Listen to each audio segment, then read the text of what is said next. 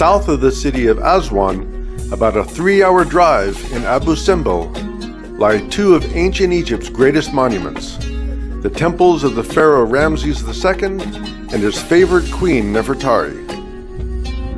The road through the Sahara Desert is a desolate place of sand, rocks, and power lines, and access to this area is tightly controlled by the Egyptian military. Only licensed drivers with a cleared vehicle can carry tourists between checkpoints, and we had to submit our passport information a couple of days in advance. We hired a private driver to leave Aswan mid-morning. This was intentional, as we confirmed while leaving a rest stop, because other tour groups, mostly from Nile riverboats, were on the road back. They generally leave Aswan early in the morning, and most were finished by the time that we arrived around noon. So we had the place practically to ourselves. It turns out that noon is also a perfect time to be under this shelter punctured with hieroglyphs. The main temple is truly remarkable. 108 feet high and 125 feet wide, the interior was carved 154 feet deep into the hillside. Equally remarkable was the project to relocate the temples in the 1960s before the original site was flooded by construction of the Aswan High Dam. Both temples were moved 65 meters up and 210 meters back from the original site by first cutting, then reassembling them like gigantic 3D puzzles.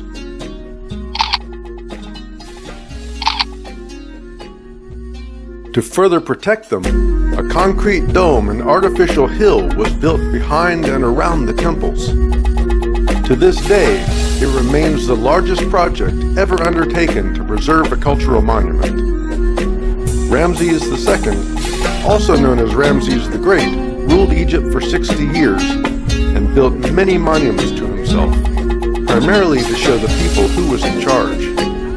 The lands along the Nile, from Aswan to Khartoum in modern Sudan, were called Nubia, which Egypt had conquered some 200 years before Ramses to secure the rich gold deposits of the area.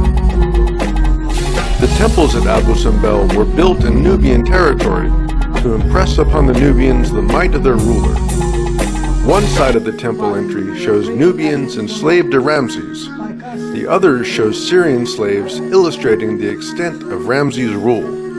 The interior walls show many of Ramses' military conquests, including a detailed account of Ramses' version of the Battle of Kadesh in Syria versus the neighboring Hittite Empire.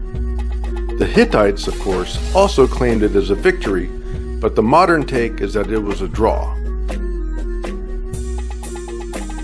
Other temple imagery asserts Ramses' religious dominance. The sun god, worshipped by the Nubians, is above the entrance in one Egyptian form. Above him, rows of baboons, sacred animals to Nubians, worship the sun and Ramses.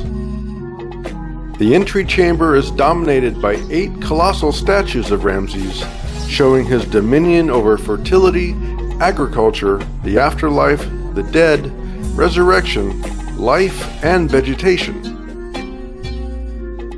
The numerous side chambers show Ramses in the company of many, many gods,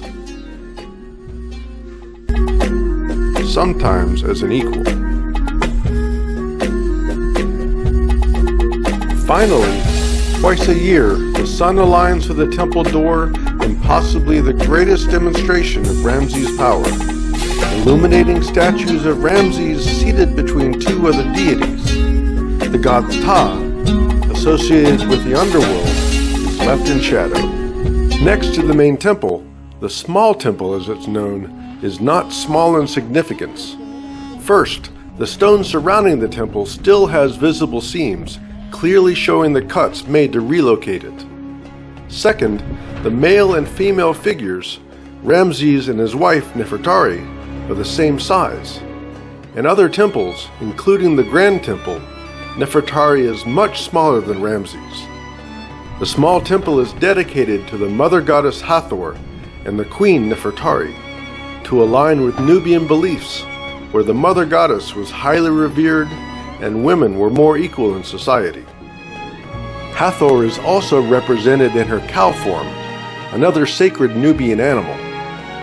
The association with Ramses' military might remains, but Nefertari is shown on his same level and slender, beautiful, strong, and blessed of the gods on her own.